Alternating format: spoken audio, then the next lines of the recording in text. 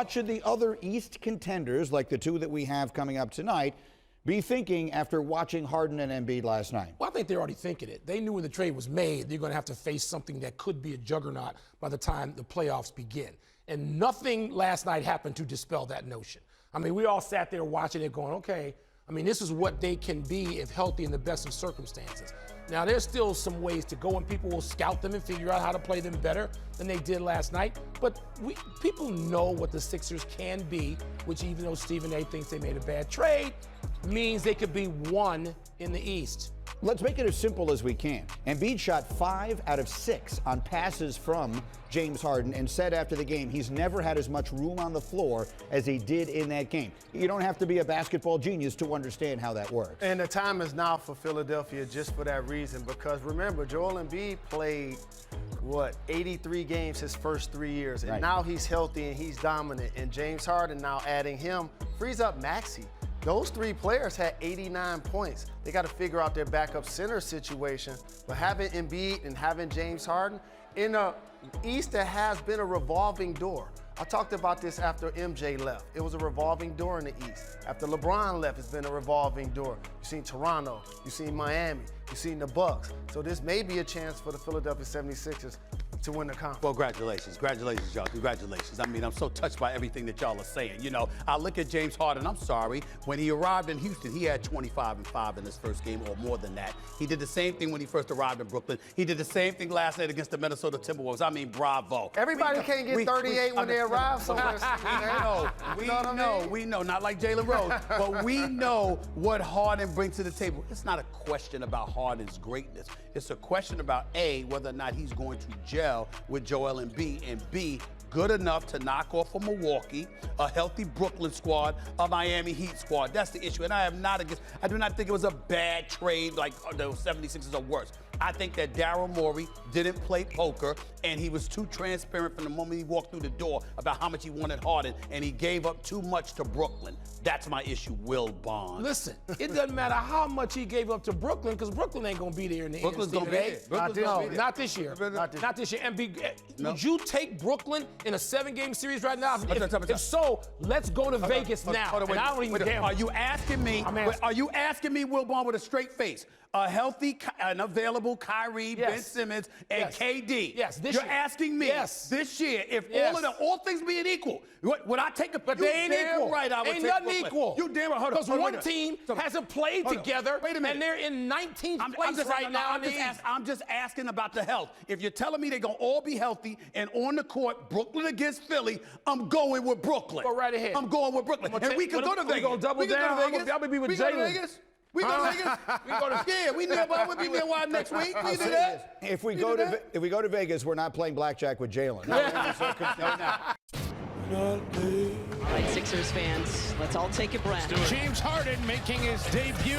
Driving and finishing. First bucket in a Sixers uniform. 3, got it. Shooting the lights out. That's a great look up ahead. James Harden making 27.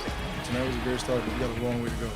So it begins, the Harden era with the Sixers. All right, let's go. James Harden by the numbers in his Philly debut. Went for at least 25 points and 12 assists for a third straight time in the team debut with the Sixers, Nets, and Rockets. He did it. No other player in NBA history has ever gone for 25 and 12 in their debut. Not even once. We also saw vintage Harden with a step-back 3. Finished 4 of 6 on step-back 3s. Those 4 makes are the most by any Sixer on step-back 3s since Second Spectrum began tracking those in 2013. And about those 12 assists, Harden's teammates finished 12 for 17 on his passes. It's better than 70% shooting. Joel Embiid finished with 11 points on 5 of 6 shooting on Harden's passes. For more on Harden's debut with the Sixers, let's welcome in NBA Countdown's Jalen Rose. So, Jalen, what was your first impression? One word, efficiency. We've seen James Harden be a terrific scorer and a volume player at a lot of different destinations. But here in Philadelphia, he's got to be more economic. We saw that tonight. Flirting with a triple-double, 8 boards, 12 assists, and also making the game easier for everybody around him, including MVP candidate Joel Embiid. Joel is now playing with somebody else standing to get double teamed. And look, right in front of the hoop, gets the basket, and gets the foul. And now James Harden in transition. Shooter open, shooter gets the ball. Philly 19 threes, economic. They were knocking them down.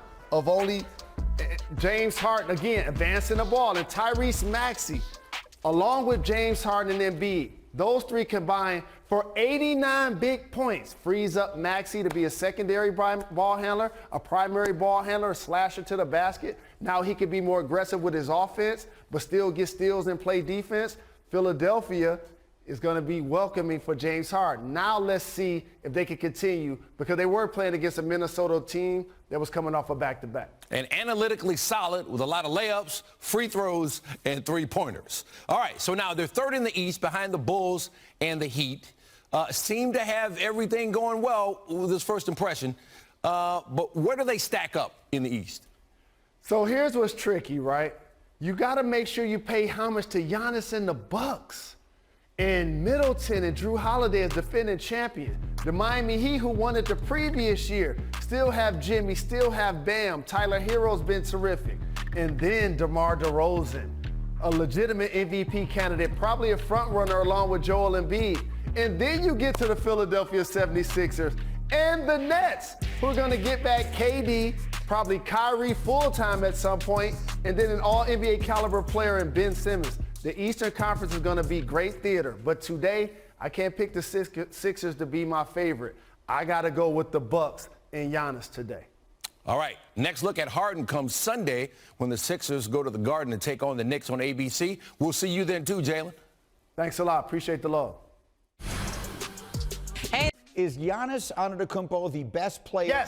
Yes. And I'm tired of the Giannis disrespect. By the way, the reigning finals MVP.